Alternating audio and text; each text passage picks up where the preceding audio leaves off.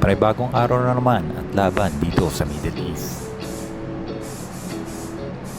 Ang araw na kailangan mong gumising para magtrabaho. Oo, kumikita nga ng malaki at nakakakain ng masarap kahit paminsan-minsan. Pero ang oras ay kulang para ipagluto ang sarili.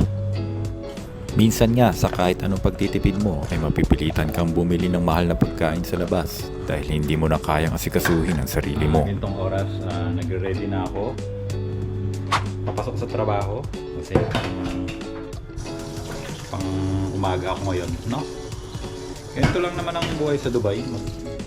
Pag umupahan ka, dito nga pala ako sa inuupahan ko. Ito yung kitchen. Pansin nyo. Tabahan. Lagay ng plato. Ganyan pag naupa ka. Ang daming rice cooker. So, puro kabayan naman kami nakatira dito. At ito ang lagayan ko ng mga condiments. Yan.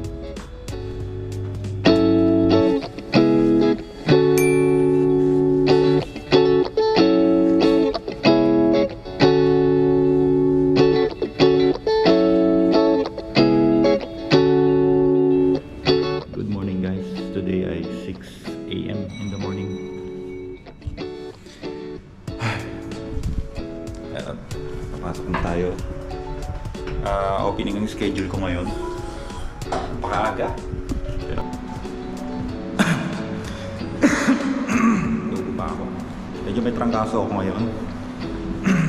So madilim-dilim pa, no? Gantong oras, alas 6. Saktong alas 6 pag opening. Lumalabas na ako alas 6. Bilang isang Pilipino na namumuhay dito sa Middle East, kailangan kong magtiis para makamit ang nais at makamit ang pangarap sa hinaharap. Ang buhay ko dito ay hindi madali, hindi kagaya sa nakagasnang kong buhay sa Pilipinas. Maraming nagbago, maraming nawala, at marami ring sinakripisyo. Salamat na din na ako ay nagkapamilya. Dahil sa pamamagitan nito, naiisip ko palagi kung bakit ako naghahanap buhay. Yun ay para sa kanila. Magkasakit man ako ay tuloy pa rin ang buhay. Hindi kailangan tumanggi. At wala akong karapatang humindi dahil ako ay mahirap lamang.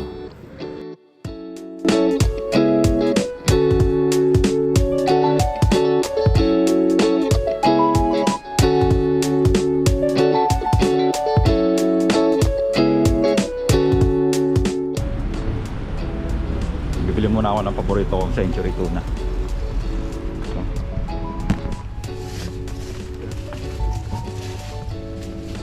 Dahil sa ako ay wala nang oras para magluto. Kaya ito, dilata na lang ang aking uulamin.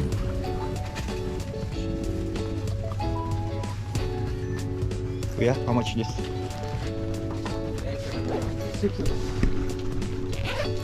Ganito ang buhay abroad.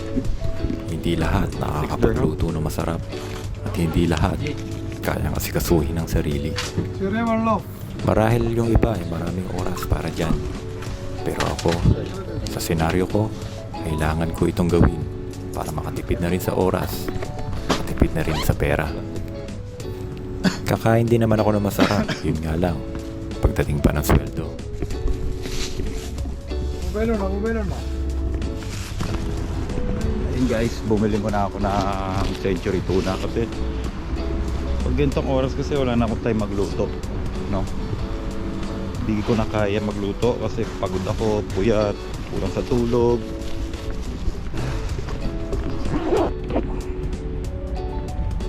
Ayan guys, lalakad ako ngayon papasok sa trabaho. Grabe, tinatrangkaso ako ngayon, hindi ko alam. Maaga na lang siguro ako magbe-break. Dito nga pala ako nag-aabang ng Harley. Yan, mga Pilipino, iba-ibang lahi dito nag-aabang ng Harley papuntang Dubai Mall.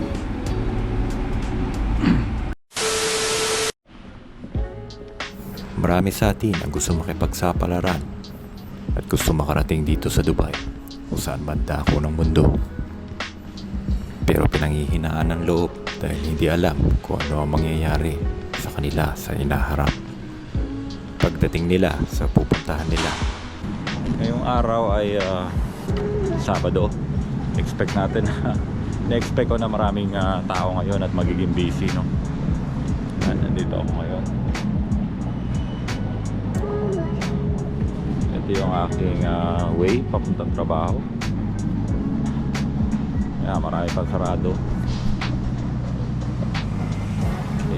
Oras pa lang. Alas 7 pa lang. Mensahe ko lang bago magtapos ang aking video. Laban lang ng laban.